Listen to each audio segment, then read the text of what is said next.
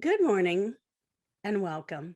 Today I have the pleasure of interviewing Ricki Porter, RMT, registered massage therapist of one of many modalities.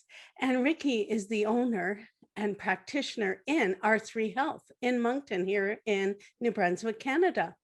Today I'm so honored because I've had both a personal relationship, a professional relationship, and I am so happy to have the relationship with Ricki that I do because of my own health and the health of about probably 15 or 20 of my friends I've recommended to Ricki for his magical services.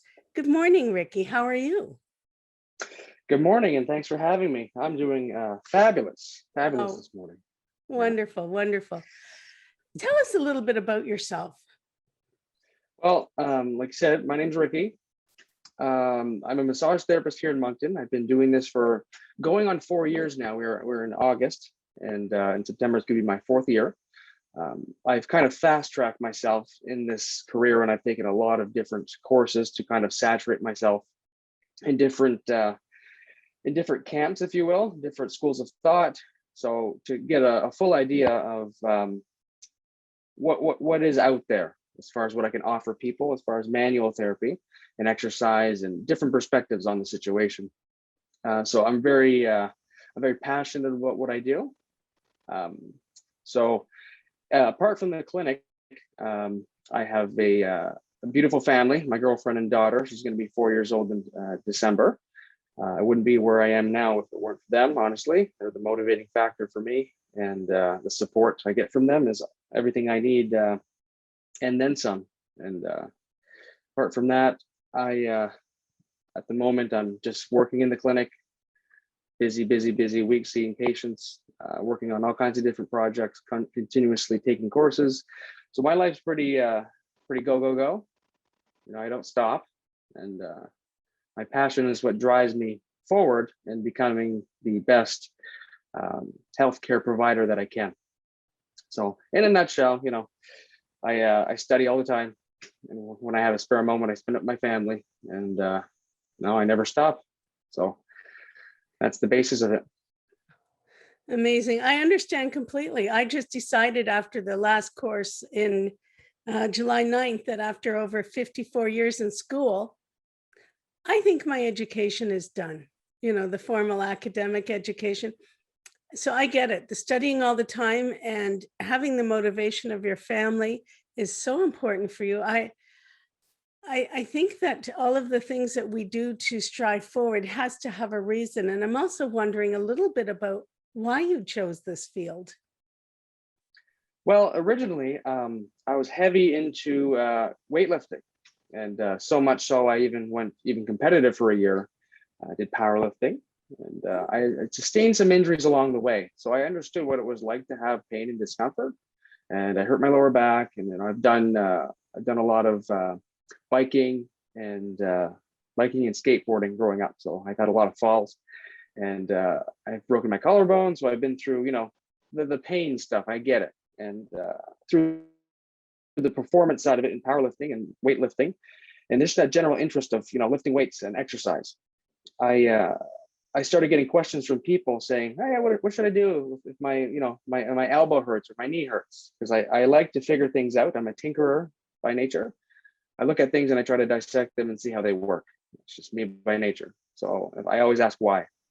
So of course, if I have pain, and I had pain growing up, from 15 years old all the way to 25, and I'm 27 now. So I do weightlifting now, but I'm more towards the health and longevity side of it now. I realize that, hey, I want to walk when I'm 40, and I don't have to squat 1,000 pounds here, So I had my little injuries going forward all the time, and I always had to figure out what was going on. And I had never ever seen a therapist or sought after any kind of professional help that way. Just at the time, I was just a guy growing up, figuring out his life, and I shouldn't have to pay for this. I can really figure this out myself. And then it led me to this. I wanted to become a kinesiologist because I was into personal training, all that fun stuff. So I can be a kinesiologist and go that route. But I could also go towards massage therapy, and the credits count towards kinesiology. So I said, why not? why not launch myself into a career path that allows me to get into work right away? And if I want to pursue the education later, I can. So that was where I fell into this path here. And then, of course, once I got in, it opened the door, and I realized, oh my goodness, I could take all kinds of different courses in different domains and kind of blend them into my approach. So it's really the motivating factor was the passion of lifting weights and exercise. That's what really got me into this profession. Wow. Yes, there is nothing worse than pain as a motivating Exactly. factor. Yep. I personally, I personally have had some injuries, just possibly wear and tear, maybe some of the things that I've carried emotionally for too long in my body, and just, things that needed to be released. And when I went to see Ricki, I had several things going on, and we worked through them. Some of them had to be taken care of weekly, but it was about a year-long process, and I'm very happy to say I'm doing exceptionally well. And the reason that I think you are so important, not only for pain relief, but as an image consultant, I find that your posture is so important.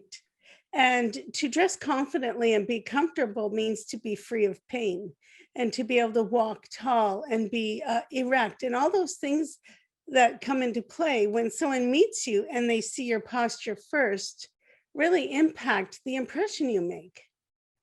So it is Right. important to be pain-free, but it's important to be pain-free as far as what is your body saying to others about you. That's true. It's a multifaceted thing, posture. A lot of people, a lot of people mention it all the time, and it very goes underappreciated a lot of the time as well on the same regard. So a lot of people say, okay, posture is very important. Yes. Care to expand on that? And well, okay. So the way I explain it is, posture is what you look like at rest when you're not thinking about it, right? You can tell the moment you even mention the word posture, people, they pucker up, Right become up. erect, like you said. That's what I'm saying. So they stand tall and they put their shoulders back, and they stick their chest out, whatever they do, and it becomes this this conscious thing, but really it's not conscious. It's the unconscious, subconscious movement. Dynamic posture would be like movement, how you look when you're walking. It really does, like you said, it does convey an image. It does reflect on you.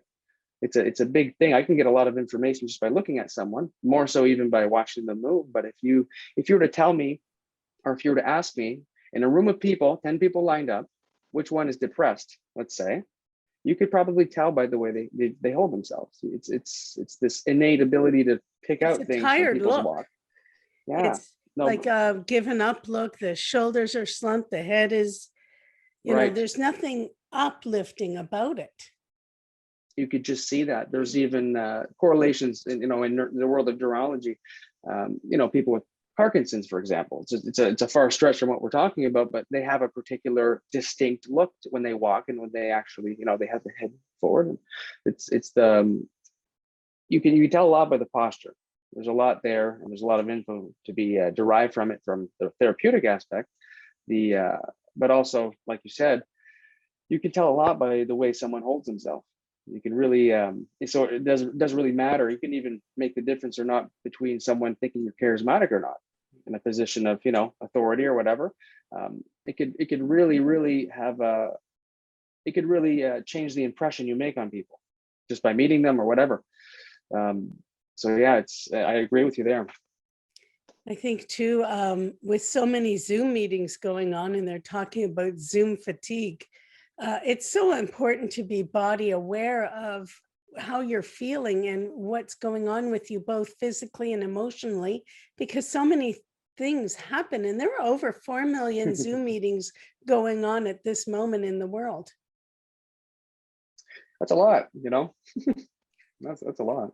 It's just, that's amazingly scary, And so how long are we sitting now at our desk without moving? How long do we, how long, it used to be in boardroom meetings or whatever, you would be sitting, but then there would be a break, you'd get up. Sometimes in the early COVID, we were back to back sitting there in meetings, Right. So the posture, I think, is so important. I completely agree with you. Looking at different things in your life and your professional career to this point, What would you think one of the biggest things that made a difference for you In terms of what? in terms of moving you into the new directions that you're looking at, possibly new fields? Is there something that is really new for you right now that is saying, wow, I'm looking at all these different directions now, new information, a new spot of information that you hold now? So for the most part, I'm everywhere at all times. I'm in every direction at all times. That's what I describe it as. I'm always looking into new stuff. So at this very moment, are you asking, what is there a new thing that I recently got into, or? Just new fields, so often I'll watch a YouTube video or I'll see something new and I'll say, oh, I want to know more about that. I'll incorporate that into my life, or my Oh, okay. patients need this. Hmm. Yeah, there's a new one I've been into. I've been into it for a while. I've just deep dived into it. It's called developmental kinesiology, and that comes from Prague originally. There's a neurologist, a pediatric physiotherapist, and a couple other medical doctors around there. And I believe it was the late 60s, 70s, in Czech Republic before the Russian tanks rolled in. There's a lot of history around this, but they saw really cool things involving developmental milestones, like a baby has, different movement patterns that they'll express along their first year of life. It's called ontogenesis. So it's a lot of esoteric stuff in a way, because it's very hard to teach. It's very hard to understand. There's a lot going on there. However, these movement patterns, they are innate to us. They are still there. And there's a lot of physical therapists, chiropractors, personal trainers, any kind of strength and conditioning coaches. A lot of them incorporate this, even high level MLB, baseball, the high level sports, they incorporate this stuff in not only maintenance to increase athletic performance, but prevention of injuries and getting people out of pain at this level where I am. And what it is triggering certain reflexes of the body by putting you in certain positions that you would have been in as a baby, different months, periods of your life in the first year of life. And these developmental milestones happen. Some people go through them normally, and then some people go from, let's say, you start lifting your head, then you start rolling over, putting your head up more towards an erect posture, then you start crawling, then you start shimmying side to side, then you start walking, then you start running. That's the final step. But some people miss a critical step, like walking. They go from crawling to shimmy to running, and they miss the walking step. And then that crucial step that was missed, you can start picking that out of people when you meet them today, 30, 40 years old, and put them through that again and watch them completely get rid of their pain sometimes. It's pretty cool. So that whole concept to me is brand new. Wow. Right? Yes, because there really is a progression that's just so amazing. There is such a progression of, when we talk about doing things, even a saying as such as baby steps, do Right. the baby steps thing is just amazing. Yeah, we are designed to innately express that and develop that. It's programmed within our central nervous system. So it's kind of like cause and effect. It happens. It stimulates a reflex that we're born with, and then these milestones happen, and it helps us develop certain muscles and certain motor patterns. And it's heavily involved around breathing and creating what's called intra-abdominal pressure, which is the basis of all movements of all our limbs. It has to come from the core first to express itself into the periphery. But that's the fundamental basis of it, to put it into a simple term. Wow. That's amazing. You're amazing. The Oh, work no, you I'm do just is curious. amazing. I'm just very curious. I just, I look into things and I say, hey, how can I use this? That's all I do all day long. I just remain curious, and I always challenge my current beliefs. If something comes in and challenges the current thing I'm doing, it's like, wow, could I do this differently? Maybe I'm very comfortable with starting from scratch if needed. So if something can completely challenge the way I do things, I can completely be different in 2 months from now. Yes. And I think I've seen changes even in the way you treat me, or, things as you move along. We can see a new modality coming in, or, because really you're all about getting us happy and healthy, walking confidently without pain, and just being comfortable in our body. So That's the goal. instead of, you see people sitting out like this, hunched over or whatever. Do you ever go out and you see people in public and you just go, you need me in your Right. mind? Yes, I do all the time. Yeah. Wow. These patterns, once you see them, you can't unsee them. Like watching someone walk and knowing they have knee pain. It's just a pattern recognition thing. All day long, I watch people move. So I can pick out the patterns very quickly at this point because I've seen it 1,000 times in one. So that's the whole thing for me. You can't unsee it. That's my problem. Right. Right. I was thinking about some of the obstacles, that have come into play for different people to spur their success even further. And I was going to say that maybe the obstacle for you is just really turned into an opportunity, because you have just said, I can look at something brand new and completely turn my world around, study and start from scratch. Not many people have that ability to say, okay, scrap that. Let's look at this with new eyes. Right. The Or curiosity is so amazing, because that's right. your greatest success, is your curiosity. I think so. And, that's what I would say to anyone starting out in this field. It would be, look, keep your eyes wide open. Don't go too far down any rabbit hole. Keep your options open, because once you have the horse blinders on, you immediately are going to see people. Let's say you see a ton of patients every week, and there's going to be those people that you're going to have zero effect on. And if you care about having at least some effect on some people in a positive way, your toolbox eventually, in your tool belt, eventually is going to look pretty large. You can't be the best at everything. You can be really good at some things. You could even specialize into certain populations or certain types of pain, like low back pain in athletes, just that. There's enough people going around if you're good enough to, hone down on a particular population. But the real thing is, for anyone ever considering this field, is keep the curiosity there. Never let it die. The more you learn, the more you realize you don't know. Exactly. Yeah, I know. When we're young, we think, oh my gosh, you're 16, you know it all. You just know it all. And then you get out into the world and then you go, I know nothing. Every year I become less confident in what I know, it seems. It's like, okay. Oh, yeah. And then my advice gets more and more and more broad.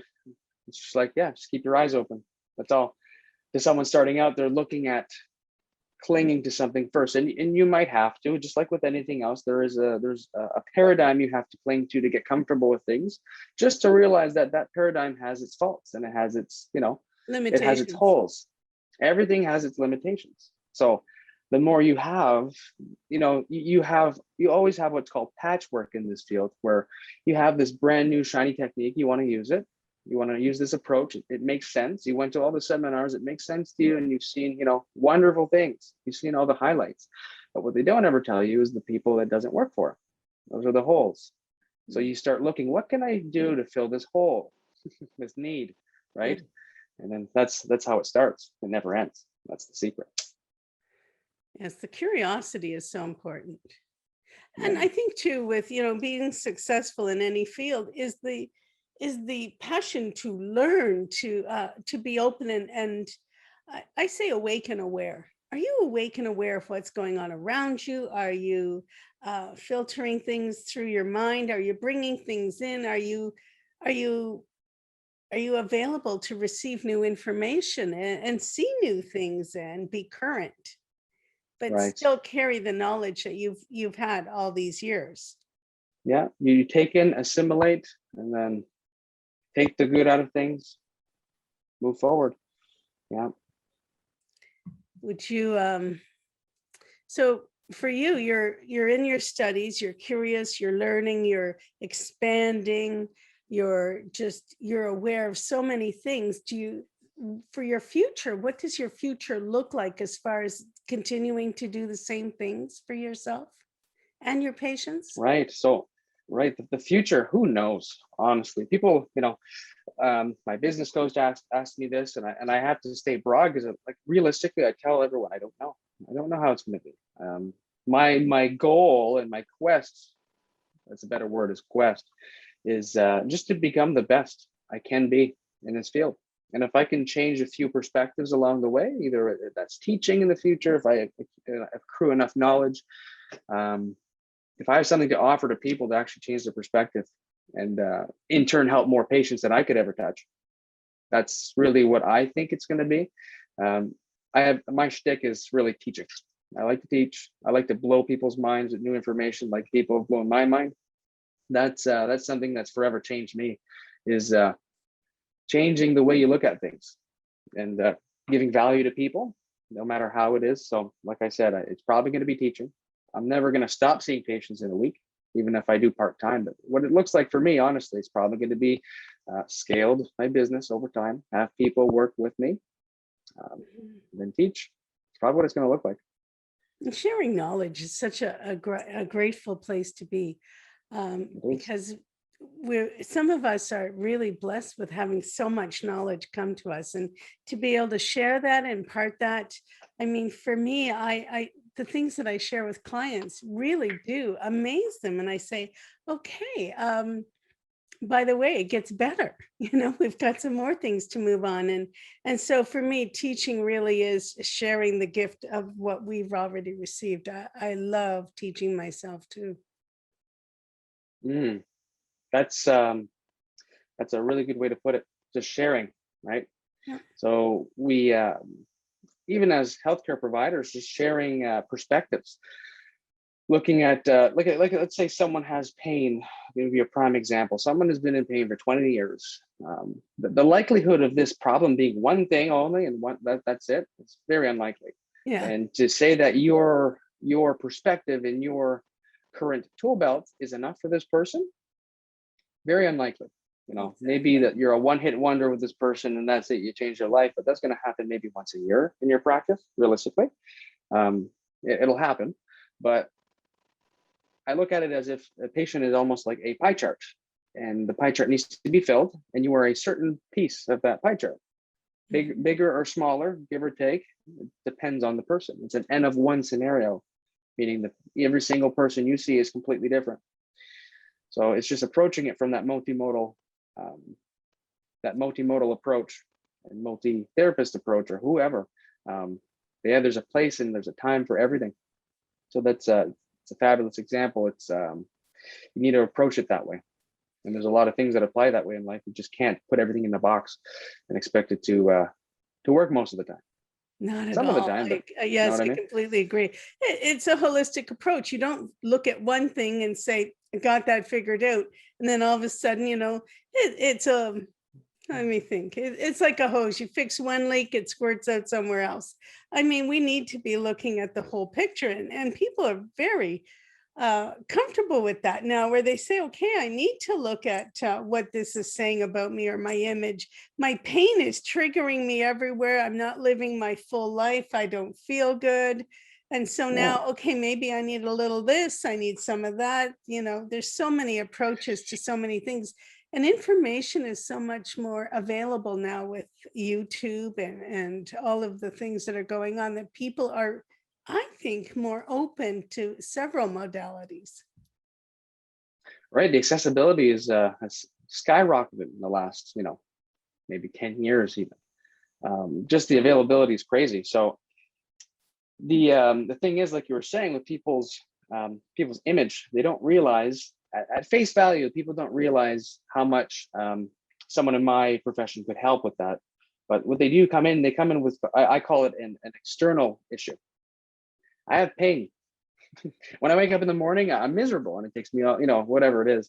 But I have to then ask them, okay, why are you here? Oh, I have pain. No kidding. What is it not allowing you to do? What is it detracting from your, what is it taking away from you? And you start getting into the more intrinsic values of this person. And really what they're there for is because I want to be a good father because I can't pick up my daughter and play with her. And that's the intrinsic battle. You know what I'm saying? So there's always that core value. Really, you have pain, but you're scared to not be able to be a good father because you can't pick up your daughter and play with her. There's always some other intrinsic value there. So like I was saying, if you want to be unobstructed in life in all kinds of different areas, you might not notice that the leak in your bucket might be that cranky back you have, and you're just putting off to the side. That might be yanking on you and on the back burner. You're just used to it now, and then once in a while it'll flare up. But that thing could potentially be stealing potential from you. Mm-hmm. Yeah, being awake and aware again. Aware of Exactly. what's going on with you. For me,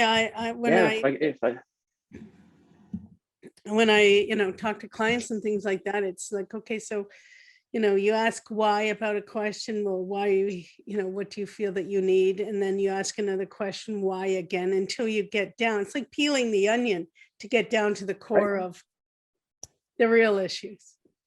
If I could, yeah, exactly. If I could have a nickel for every time I say that exact phrase. Yeah. I should just make an online course for it. That's fine. That'll be tomorrow. That would be like me. Okay, so I got to turn that into something right now. Okay, hold the thought. If you repeat it however many times a day, think about how many minutes a year that is, and you just, okay, I could save so much time. Let's just package it into this video on YouTube and then give it to everybody. Roll it out, share the love. Right. Oh my gosh. I am really grateful to you, Ricki, for sharing your time with us, but to share your curiosity into learning and then providing that all those skills that you bring to all of your clients and your patients, because you're helping us to be comfortable and to realize even more about who we are and some of the things that we thought were long gone and taken care of, and they get triggered, and then we're dealing with something, and it's really helpful to move through the process with you. You're talking to us all the time, you're moving us through to the next level, and there's just all sorts of stuff happening all around us energetically, and I'm really grateful personally, and so are all my friends that have come to see you. You're doing I'm grateful to be in a position. I'm grateful to be in a position to help these people. That's the reason why I do it, and the reason why I come to the office of it is it feels great to give people awareness of what's going on, clarity of their situation. A lot of people come in and they're like, look, I've been to so many, I don't know what's going on, or I have back pain, I've been to X, Y, and Z, they didn't work. I'm here because my friend said you were good, and they helped, you helped her or whatever. And the first thing I ask is, okay, so based on everything what's your problem?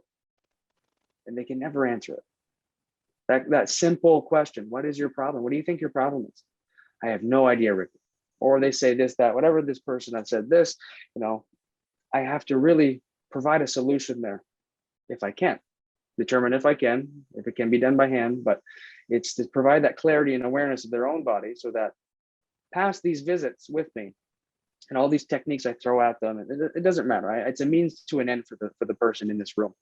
And if they can leave having a more heightened awareness of what their body is and is not capable of, what they have to do to help that process in the future-proof their body, if you will. Mm-hmm. That's really my that's the basis of what I do there, right? How I do it, well, it's complicated. It'll probably take me 3 hours just to explain everything, but to boil it down, it really is just providing that solution of the clarity that they're looking for. I'm the dot connector. Yes, absolutely. Yeah. And I think really for all of us that are in service, to ourselves, to our family, and to our community, I think it is a very fulfilling life. And I know for you that you're very happy with being of service with your work that you do for healing. And I'm just very grateful. And I've really enjoyed our interview today. Thank you for joining me, Ricki. Oh, thank you for having me. I enjoyed it as well. It's been great. Thank you. And in our blog, I'll also post all of our contact information for myself and for Ricki and for all of our viewers. My name is Catherine Baxter, Chic Image Consulting. Be your own kind of beautiful. Thank you.